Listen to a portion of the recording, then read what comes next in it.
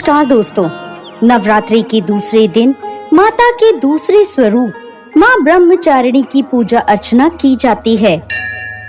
ब्रह्म का अर्थ है तपस्या और चारिणी का अर्थ है आचरण करने वाली। इस अनुसार ब्रह्मचारिणी का अर्थ हुआ तप का आचरण करने वाली। माता ब्रह्मचारिणी ने भगवान शंकर को पति के रूप में प्राप्त करने के लिए घोर तपस्या करी थी। इस तपस्या के कारण माता को तपस्चारिणी ब्रह्मचारिणी नामों से जाना गया। इनका स्वरूप अत्यंत तेजमय और भव्य है। श्वेत वस्त्र पहने, दाहिने हाथ में जप की माला लिए और बाएं हाथ में कमंडल धारण करे हुए इनकी पूजा करने से साधक का मन स्वाधिष्ठान चक्र में स्थिर होता है। अपने पिता दक्ष प्रजापति द्वारा किए गए भोलेनाथ के अपमान से क्रोध में आकर योगाग्नि में भस्म होने के बाद माता सती ने पर्वतराज हिमालय के घर पुत्री के रूप में जन्म लिया। यहाँ उनका नाम पार्वती या शैलपुत्री रखा गया।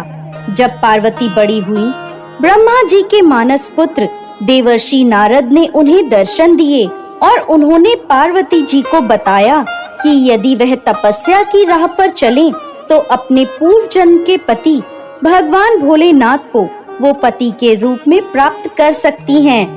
नारद मुनि के उपदेशानुसार भोलेनाथ को पति के रूप में प्राप्त करने के लिए पार्वती जी ने घोर तपस्या करी। उन्होंने 1000 सालों तक केवल फल और फूल खाकर तपस्या करी। फिर 100 सालों तक केवल साग खाया। कठोर तप करते हुए माता ने खुले आकाश के नीचे बारिश, धूप और ठंड के भयानक कष्ट सहे।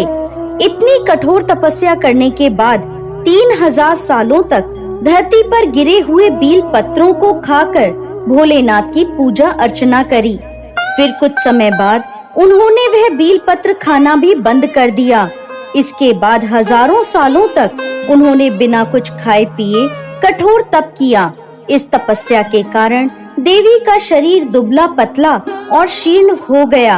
उनकी यह निर्बल दशा देखकर उनकी माता मैना को बहुत दुख हुआ।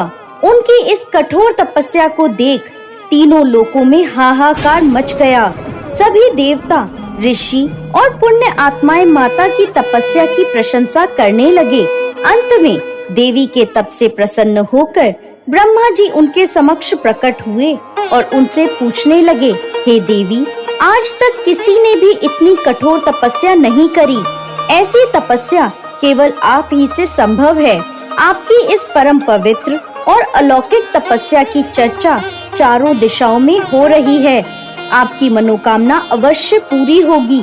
आपका विवाह भगवान शिव शंकर से ही होगा और वही आपको पति रूप में प्राप्त होंगे। अब आप इस तपस्या को खत्म करें और अपने घर लौट जाएं। आपके पिता आपको लेने आ रहे हैं। इसके बाद माता ने तपस्या खत्म करी और अपने पिता के साथ अपने घर लौट आईं। और कुछ समय बाद भोलेनाथ ने माता पार्वती को अपनी पत्नी के रूप में स्वीकार किया।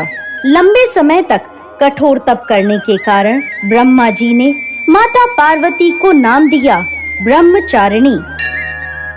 इस दिन विधि विधान से माँ ब्रह्मचारिणी की पूजा अर्चना करने से सभी मनोकामनाएं पूरी होती हैं और विशेष फल की प्राप्ति होती है। इनकी पूजा अर्चना से त्याग, संयम और सदाचार जैसे गुणों की प्राप्ति होती है। माँ ब्रह्मचारिणी की पूजा अर्चना से व्यक्ति को धैर्य प्राप्त होता है और विजय की प्राप्ति होती है।